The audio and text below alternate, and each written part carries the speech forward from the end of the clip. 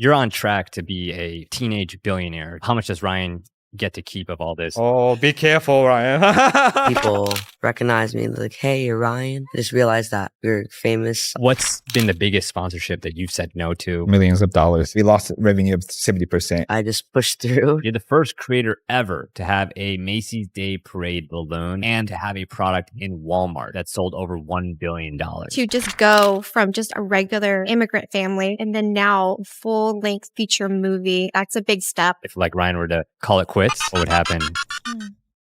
Why he is still cranking out the same kind of videos he made 9 years ago. People can't even begin to imagine just how exhausting it must be for Ryan to keep pretending that he's still a kid when he's clearly over it. Clearly, Ryan has even lost the enthusiasm to keep doing this. Ryan, what was your favorite part of doing the movie? Hey, good. It was awesome seeing my sisters act in the movie. It was just really cool.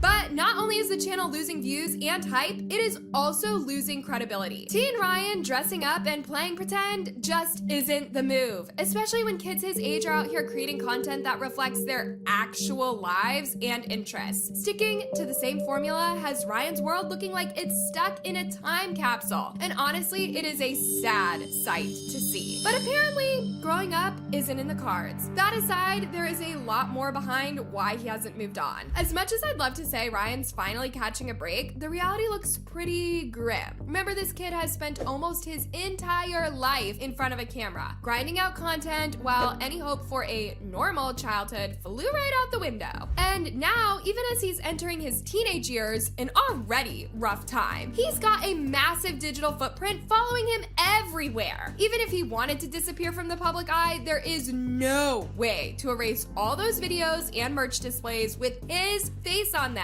Ryan's digital footprint is practically permanent, and y'all already know what that means. A lifetime of bullying, cause yeah, the internet can be super unforgiving. Now, just recently on August 22nd, 2024, a YouTuber named John Year dropped a 53-minute interview with Ryan and his parents, hyping it as Meet YouTube's richest 12-year-old special. You'd think Ryan would get the chance to speak his truth, right? Wrong. His dad took over the interview, barely giving Ryan a chance to say anything at all. It was almost like they were trying to keep him on a tight leash, controlling the narrative, and the backlash was swift. People were dragging them in the comments, saying that they cannot wait for the day when Ryan is old enough to spill the real tea on his life. When you guys look ahead, like any other projects that you're most excited about, like the future of the channel, like how do you think about the future of Ryan's world and your business and your family?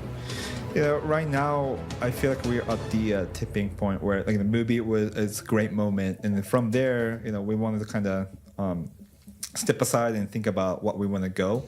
Ryan's turning 13 years old this year, so he's turning teenager.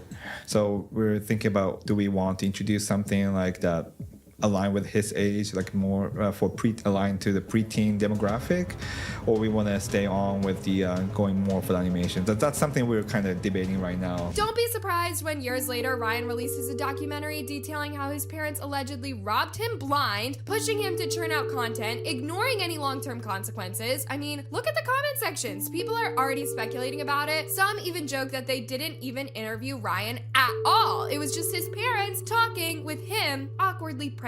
Ryan is definitely gonna write a book called Unboxing Trauma. It's generally sad. His parents do not care if he hates it or if he's fine with it, and his parents just use him for money. I don't think his parents realize that if he speaks up or breaks down during a live event and exposes them, they're doomed. This isn't just speculation, it is a reflection of how the public views Ryan's parents and the entire empire they've built on his back. Here's the craziest part. The social media space is really changing, y'all. Back in the day, people literally normalized everything and anything. That's probably why Ryan's parents thought that this would be their golden ticket, a way to secure millions of dollars and keeping their family living the high life. But now the tables are turning. Social media is buzzing with backlash, and it looks like they're on the brink of cancellation. It is only a matter of time before people start digging deeper, questioning every move that they make, and it is not looking good.